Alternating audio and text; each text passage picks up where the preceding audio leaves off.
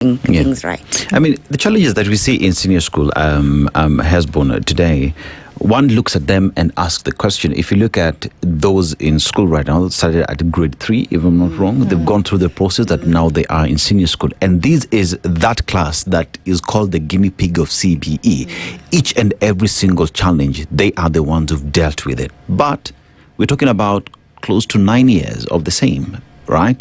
And as we talk about the same, are we allowed to still say that we are figuring it out, that we are dealing with the problems that exist? Because at the end of the day, whoever graduates at the end of the process is an individual who will plug back into the community and society and push this country forward. Do we have the luxury of saying we're still figuring it out? Let me say that luxury is not there. And it's unfortunate that the current cohorts of grade 10 who are moving to grade 11 next year are the guinea pigs of the system. And if they are the guinea pigs of the system, because every other time you prepare the next level of teaching to handle them, then it would be most unfortunate that then as they graduate at grade 12, moving to the university, and even now I want to believe that the universities are still struggling to come up with the units that they are going to handle as they graduate, that there was no proper planning for or early preparation for the people who was supposed to handle this as it was being rolled out. And I think the mistake was in the education sector. We had a lot of conversation, pull and push, without really properly agreeing that this was the general direction we wanted the transition from the former system of education to the current one. I think there was a lot of politics in it also, and it really cost us time.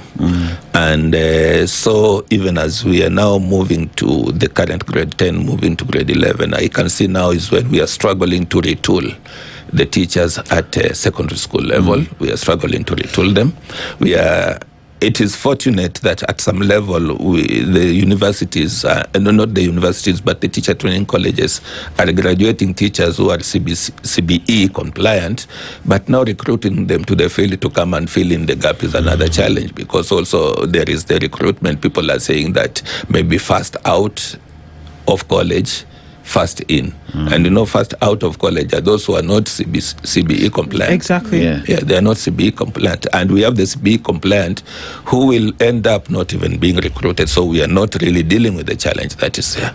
So I want to believe that we still have a lot of conversation in the ministry, and some things must just be forced in if it has to work. So devoid of politics.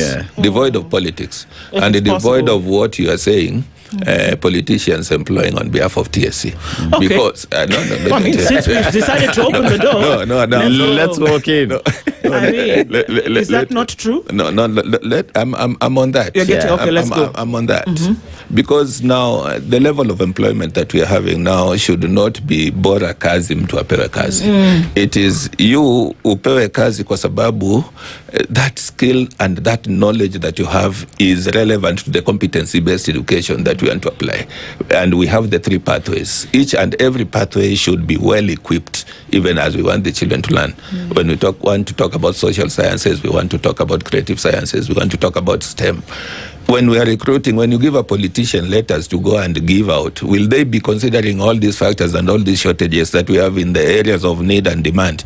So these are the things that are really eating into our education system. And so when we talk about quality not being provided, then we have very many other things that are bringing up the gaps that we are experiencing. And we are not ready.